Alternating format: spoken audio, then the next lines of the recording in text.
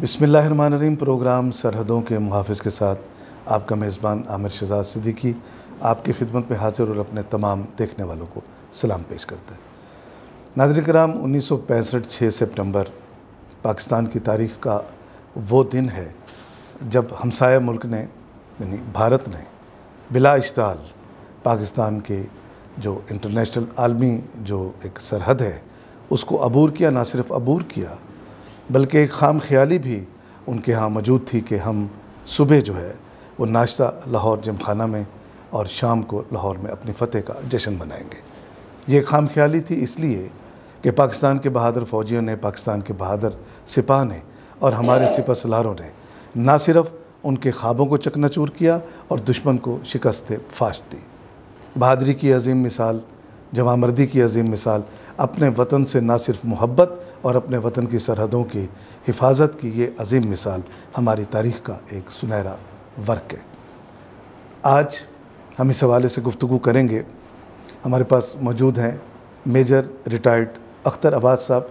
Major retired Akhtar Abbas साहब वो शख्सियत हैं जो सन 1971 की जंग में पाकिस्तान की तरफ से लड़े और भारत ने इनको अपना कैदी बना लिया। 2 से 2.5 साल बाकी फ़ौजियों के साथ इन्होंने भी भारत में कैद देखी और आज हमारे पास मेहमान हैं। बात करेंगे सन 65 में और सन 71 में, दोनों। 65 तो आज हमारा मौजू है क्योंकि वो 71 में जंगी कैदी भी रहे, इस पर भी हम उनसे बात करेंगे।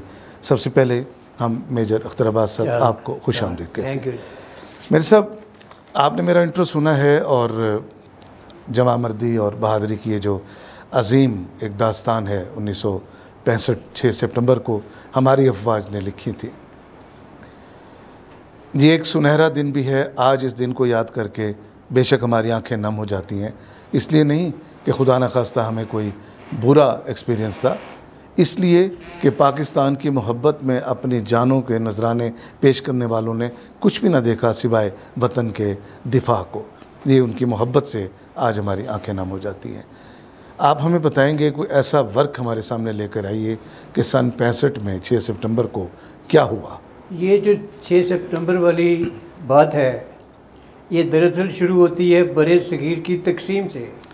जो बरे सगीर की तकसीम हुई थी, हम एज ए पाकिस्तानी समझते हैं कि वो तकसीम नामुकम्मल थी। उसमें जो कश्मीर है वो हमारे पास होना चाहिए था। तो जब से पाकिस्तान बना है, ये पाकिस्तान की और पाकिस्तान फ़ौज की कोशिश रही है कि हम किसी न किसी तरीके से ऐसे हालात पैदा करें कि कश्मीर हमें मिल जाए। जो कश्मीर आज हमारे पास है ये 1948 में ये भी लड़के लिया गया था। मुजाहिदीन उठो से, लड्डी कोटल वगैरह से उठे थे और उन्होंने ये कश्मीर लिया था। इसी तरीके से जब मार्शल अयूब की हुकूमत आई, जुल्फ़िकार अली भुट्टो वज़ीर ख़ारजा थे, तो उन्होंने मिलकर एक प्लान बनाया कि हम कश्मीर को कैसे वापस ले सकते थे। वो प्लान का नाम था ऑपरेशन जिब्राल्टर। उसमें ये था कि सिविलियंस, फ़ौजी और स्काउट्स को मिला के आज़ाद ऑक्यूपाइड कश्मीर में भेजना था। उन्होंने जाके उधर रिवोल्ट करना था। एक ऐसे सूरत हाल बननी थी कि फिर इधर से पाकिस्तान ने हमला करना था। ये जो कश्मीर था ये डिस्प्यूटेड इलाका था, तो हर किसी की राय ये थी कि जो लड़ाई है वो डिस्प्यूटेड इलाके तक रहेगी, ये इंटरनेशनल बॉर्डर जो है वो क्रॉस नहीं किया जाएगा। लेकिन जब वो फोर्स अंदर गई, उसने इंडिया के लिए ऐसे मुश्किल हालात पैदा कर दिए कि इंडिया को उस चीज़ को डाइवर्ट करने के लिए इंटरनेशनल बॉर्डर को क्रॉस करके पाकिस्तान के ऊपर हमला करना पड़ा। और उन्होंने हमला कैसे किया? पाकिस्तान के बॉर्डर को क्रॉस किया तो उसका क्रॉस करने का तरीका ये था, उनके कमांडर इन चीफ थे जनरल चौधरी। जनरल चौधरी ने ऑल इंडिया रेडियो पे ऐलान किया कि मैंने अपनी फ़ौजों को हुक्म दे दिया है कि इंटरनेशनल बॉर्डर क्रॉस करके पाकिस्तान में घुस जाएं और लाहौर पे कब्ज़ा कर लें। साथ ही जनरल चौधरी ने यह भी कहा कि मैं शाम की जो फतह है वो विस्की का पैक पी के जिमखाना में मनाऊंगा। लेकिन हमारी बहादुर फ़ौज ने हिंदुस्तान की फ़ौज को BRB से आगे नहीं जाने दिया। और उसके बाद ऐसा हुआ कि हमारी जो एयरफोर्स थी उसने उसी दिन MM आलम ने 5-6 सेकंड्स में हिंदुस्तान के 5 से 6 जो तैयारे थे वो गिरा लिए। बहुत बड़ी बात। और हमारा जो कब्जा था वो जो आसमानों पे भी एयरफोर्स का कब्जा हो गया। उसके साथ ही जो नेवी थी, नेवी कराची के बॉर्डरों से बाहर निकली, बाहर निकल के इंडिया के पानियों में गई। पानियों में जाके द्वारका के ऊपर हमला किया और हमला करके वापस आई। अगर देखा जाए तो पाकिस्तानी फ़ौज ने दुश्मन को BRB पे रोक दिया, पाकिस्तानी एयरफोर्स ने दुश्मन से सारे जो आसमान थे उस पर कब्जा कर लिया, पाकिस्तान की नेवी ने पानियों पे कब्जा कर लिया। तो ये एक ऐसा वाक़या था जिसको हम याद करते हैं। इस वाक़े के लिए जो फ़ौजी हैं एयरफोर्स के और नेवी, उन्होंने अपनी जानें दी अपने मदरलैंड को की हिफाजत के लिए। उनमें सबसे बड़ी मिसाल बनती है मेजर राजा अजीज़ भट्टी साहब, जिनको निशाने हैदर दिया। इसमें कोई शक नहीं, बेशक उन्होंने अपनी जान की कुर्बानी दी और एक ऐसा काम किया जो मेरे हिसाब से रहती दुनिया तक, ये मिसाल दुनिया के किसी और फोर्स में हमें नहीं मिलती। मेरे साहब ये बताइए, ये बल्कि ये फरमाइए आप कि कहा जाता है कि बहुत नुकसान दिया दुश्मन की फ़ोर्स को, जिसे हम अपने यहाँ अपने मज़ामीन में हमारे यहाँ लिखा जाता है नाको चने चबवा दिए। कितना नुकसान कर दिया था हमारे दुश्मन की फ़ोर्स का हमारी फ़ोर्स ने? देखो, हमारी फ़ोर्स ने तकरीबन उनकी सारी फ़ौज को अपने अंदर खींच लिया था और फिर उसको आहिस्ता आहिस्ता नुकसान कर रहे थे। देखो, ये जो लड़ाई है, ये जो नुकसान फ़ौज का करना होता है, ये सिर्फ एक मुल्क की फ़ौज नहीं लड़ती, मुल्क की कौम लड़ती है। पूरी फ़ौज के पीछे पूरे अवाम होते हैं। अगर ये 1965 वाली लड़ाई देखें तो इसमें लिखारी उन्होंने तराने लिखे, बेशक फनकारों ने तराने गाए, ए वतन के सजीले जवान। और उसमें आप देखें जो नूरजहां के तराने गाए बड़े मकबूल आम हैं, वो तो जज्बा देते हैं। वो इतने मकबूल हुए कि नूरजहां कहती है ए पुत्र हटाते नहीं मिलते, बिल्कुल तू लबदी फिरे बाजार कुड़े नौदा सकत भी नहीं मिलता, तू लबदी फिरे उधार कड़े, जरनैल नहीं करनैल नहीं मेरा डोल सिपाहिया। ये चीज़ें जब फौज के सिपाही सुनते थे इन तरानों को तो उनका जो खून है वो बढ़ जाता था। वो जोश के साथ और जवामर्दी के साथ अपने मुल्क की हिफाजत के लिए जान का नजराना पेश करते थे। यानी इन नगमों ने भी एक बड़ी हिद्दत पैदा की। इन नगमों ने देखे, जब आप बॉर्डर के ऊपर बैठे हुए हैं ट्रेंच में, मोर्चे में, तो कुछ भी नहीं है आपके पास। अगर आप रेडियो खोलते हैं और आप सुनते हैं कि ऐसे तराने लगे हुए हैं जो आपको अप्रिशिएट कर रहे हैं, आपको खराज तहसीन भेज रहे हैं, उससे बंदे का जो दिल है वो बड़ा हो जाता है। बेशक फिर तो हमें अपने मौसीकारों को, हमारे फ़नकारों को, हमारी आवाम के जज्बात उतास था, हमारे आर्टिस्टों को, हम उन लोगों को जिन्होंने इसके पीछे अपना काम किया है, हमें तो उन सबको सलाम पेश करना है। देखिए, ये जो 1965 की लड़ाई थी ये कैसे जीती गई है? ये लड़ाई अकेली फ़ौज ने नहीं जीती, ये लड़ाई पूरी कौम ने जीती। वाह। इसमें हर वॉक ऑफ लाइफ का बंदा जो था उसने अपना अपना हिस्सा डाला है और रज के डाला है। ये जो लाहौर के रहने वाले लोग हैं, जब एयरफोर्स की लड़ाई हुई आसमानों में तो उन्होंने अपनी जान की परवाह किए बगैर कोठे के ऊपर आ गए और उनकी लड़ाई देखी। उस लड़ाई को अंग्रेजी में डॉग फाइट कहते हैं। वाह। और देख के अपने जहाज़ों को उन्होंने चेयर अप किया। उनको ये फिक्र नहीं था कि हमें कोई गोली लग रही है, कोई गोली लग जाती है, नुकसान भी हो सकता है, लेकिन वो लोग आए बाहर। वाह वाह। मेरे साहब, आप 71 की जंग में कैदी रहे हैं भारत में, 2-2.5 साल आपने वहाँ गुजारे हैं। आप कुछ हमें बताएंगे थोड़ा सा, क्या हुआ था, किस तरह कैद हो गए और फिर रिहाई कैसे मिली और वहाँ कैसे अंदर कैसे वक्त गुजरा आपका? देखो, ये जो 71 की लड़ाई थी, इसको अगर आप देखें तो ये 1965 की कंटिन्यूएशन थी। जब एक मुल्क दूसरे मुल्क से जंग की हालत में चला जाता है तो इसके 2-3 असरात हैं जो हर मुल्क पर आते हैं। पहली तो ये है कि हुकूमत बदली हो जाती है। नंबर 2, मुल्क टूट जाते हैं, आपकी मईशत जो है वो तबाह हो जाती है। तो इसी तरीके से हुआ कि 65 के बाद जनरल अयूब की हुकूमत चेंज हो गई। उसके बाद ऐसे हालात बने जिसमें पाकिस्तान की फ़ौज को दोबारा ईस्ट पाकिस्तान में जाके अपने वतन को संभालने का मौका मिला, दफा करने का मौका मिला। लेकिन वो कुछ ऐसे हालात थे कि हमें उसको अवॉइड किया जा सकता था। अब कैसे अवॉइड किया जा सकता था? जनरल मुजीब, जो शेख मुजीब जो था, वो इलेक्शन जीत गया था। हमें उसको प्राइम मिनिस्टर मान लेना चाहिए, हमें उसको पावर दे देनी चाहिए थी। हमने नहीं दी, लड़ाई हुई।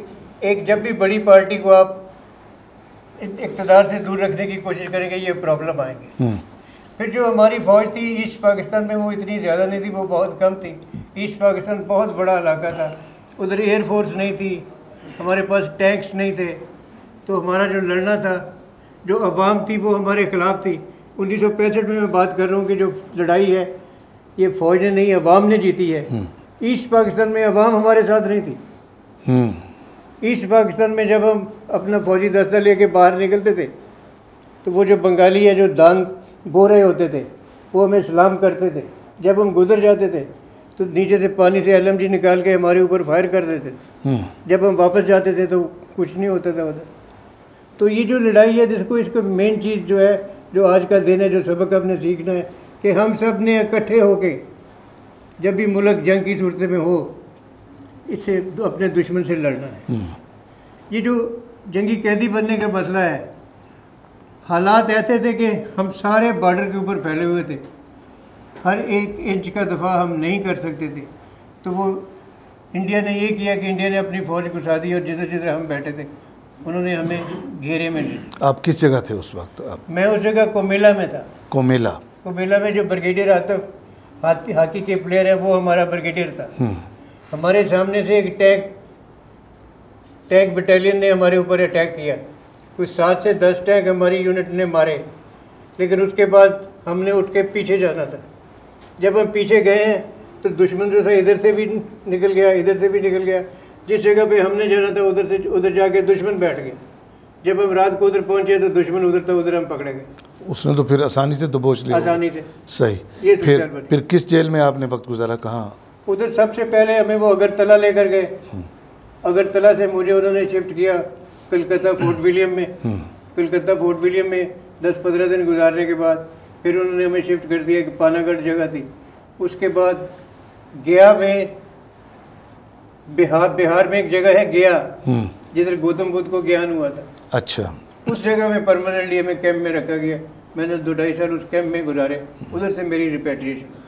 तो मेरे साहब ये जो वक्त आपका वहाँ गुजरा है, दुश्मन का बेल्ट था, दुश्मन की सरजमीन थी, और कोई ये नहीं कि वो कोई सैर तफरी की मकाम थी, जेल थी, जंगी कैदी थे आप। वो रवैया किस तरह रहा आपके साथ उनका?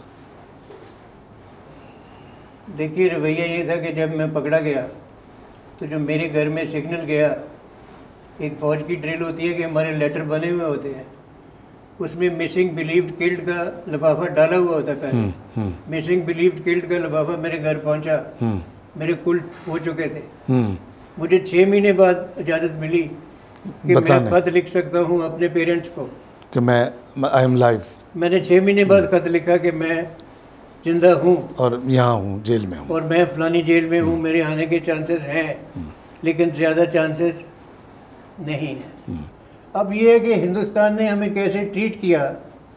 देखिए होता ये है कि एक जवान जिस्म जो है, आप उसको खाना पूरा दे दें, उसको सारा दिन फारग रखें, वो पागल हो जाएगा। उसका दिमाग काम करना ख़त्म कर देगा। उसकी टेक्निक ये थी कि इनको हम लोग साइकोलॉजिकली इंडोक्ट्रिनेट करें। उनके बड़े बड़े जो स्कॉलर हैं, जो दानश्वर हैं, वो हमारी जेलों में आके हमें लेक्चर दिया करते थे। जगजीवन राम जो उनका प्रेसिडेंट था वो भी आया, उन्होंने भी हमें लेक्चर दिए। लेकिन खाने पीने के लिए ऐसा था कि जब हम वापस आए हैं तो ज़्यादातर हमें पेट में अल्सर की बीमारी हो गई थी। उनका जो दाल हमें खाने के लिए देते थे, लोग कहते हैं कि उसमें कुछ मिला हुआ होता है। मैं आज भी अल्सर का ट्रीटमेंट ले रहा हूँ। अच्छा, मतलब आप समझते हैं कि वहीं से आपके साथ ही है? जी जी। अच्छा, ये जो लेक्चर होता था उसमें कोई मतलब अपने मुल्क से कोई गद्दारी की बात होती थी, कोई और तरह का मोराल होता था? किस तरह की बात करते थे उसके अंदर? नहीं, वो कहते थे कि जो हमारा सिस्टम है, देखें हुआ ये था कि जब पाकिस्तान बना था तो 2 नज़रियों के ऊपर बात हुई थी। एक नज़रिया अबुल कलाम आज़ाद ने दिया था कि पाकिस्तान ना बनाओ, हिंदुस्तान में रहो, मुसलमान, एक स्टेज आएगा कि दोबारा हुकूमत के ऊपर गलबा पा लेंगे। ये उनका था नज़रिया, ये मौलाना अबुल कलाम का नज़रिया था। दूसरा नज़रिया ये था कि 2 कौमी नज़रिया, कि हम इनसे मुख्तलिफ हैं, हमें अपने तौर तरीके के साथ, अपनी रवायत के साथ अपनी ज़िंदगी गुजारनी है और आज़ादी के साथ ज़िंदगी गुजारनी है। इन 2 नज़रियों में टकराव हुआ था। वो पहले नज़रिए को एडवोकेट करते थे। वो कहते थे कि आपका जो नज़रिया है अलहदा मुल्क ना बनाते। वो कहते थे जो आपने अलहदा मुल्क बनाया, आपने गलत किया। सही। उस गलती की वजह से देखें आपने ज़्यादा मुल्क जो है हमने आपसे वापस ले लिया। उस वक्त ये समझते थे, अच्छा वो आधा ले लिया वापस, वो आधा ले लिया। सही बात। और उन्होंने देखे जो बयान आए थे वो ये थे, इंदिरा गांधी ने कहा था कि आज मैंने 2 कौमी नज़रिया बे ऑफ बंगाल में डुबो दिया। तो सारी जो उनकी जो इंडोक्ट्रिनेशन होती थी, मोटिवेशन होती थी, वो ये होती थी कि जिस नज़रिए के पीछे लग के आप लोगों ने पाकिस्तान बनाया है, हमने वो नज़रिया ठीक नहीं था। मतलब ये उनकी मोटिवेशन मेन थ्रेड होता था, थ्रेड ये होता था और इसी के ऊपर उनका फोकस होता था। तो 2-2.5 साल के बाद फिर आपको रिहाई मिली और आप घर वापस आए, तो घर में क्या एहतमाम था? लोगों ने, अहले मोहल्ला ने, घर वालों ने कोई जश्न का एहतमाम किया? किस तरह आपको वेलकम किया? देखो, मुल्क ने, सबसे पहले मुल्क ने आपको किस तरह लिया? मैं विहाड़ी का रहने वाला हूँ जी। जब मैं पहले लाहौर से पाकिस्तान में आया तो मुझे लाहौर के लोगों ने वेलकम किया। उसके बाद जब मैं अपने घर आया तो मुझे पूरी विहाड़ी ने वेलकम किया। वाह। मेरे लिए प्रोग्राम्स बनाए गए जिधर मैं एज ए चीफ गेस्ट जाता था, लोगों से मिलता था, आपसे बातें सुनते होंगे लोग, आपसे मेरी बातें सुनते थे कि आपके साथ क्या हुआ, कैसे हुआ। तो इन अ वे मैं एक किस्म का अपने शहर के लोगों के लिए एक बड़ी पर्सनैलिटी बन के आया था और मुझे लोगों ने बहुत अच्छा रखा और ख्याल किया। मेरे साहब, आप बड़ी पर्सनैलिटी हैं। आपने पाकिस्तान के दिफा के लिए पहले बंदूक उठाई, फिर अपनी आज़ादी जो है आपने पेश कर दी। आप कैद हो गए, मुक़य्यद रहे, 2-2.5 साल ज़ेर अताब रहे, उनकी हर वो बात सुनी जो आपके नज़रिए के ख़िलाफ़ थी। फिर अल्हम्दुलिल्लाह आज़ादी मिली, आप अपने वतन में आए। हम आपको आज इन दिनों में आपको खुशामदीद कहते हैं और अल्लाह से दुआ गए कि अल्लाह आपको लंबी सेहत वाली ज़िंदगी दे। आपका आज हमारे प्रोग्राम में आने का आज़ाद शुक्रिया। Thank you very much. नाज़रीन कराम, ए पुत हटाते नहीं बिकते, तो लबदी फिरें बाज़ार कुड़े। ये होते हैं वो लोग जिनके लिए इस तरह के नज़रियात जन्म लेते हैं। ये उस वक्त की बात है जब जज्बे बिल्कुल हमारे सामने थे, हमारे सामने सब मंजरनामे थे, मगर हमारा जज्बा मान नहीं पड़ता था और उस वक्त कहा गया कि ए पुत हटाते नहीं बिकते। मेजर अख्तर अब्बास उन पुतों में से एक पुत हैं जो वाकई हटाओं पे नहीं बिकते। अपना ख्याल रखिएगा। अपने मेज़बान को इजाज़त दीजिए। अल्लाह हाफ़िज़।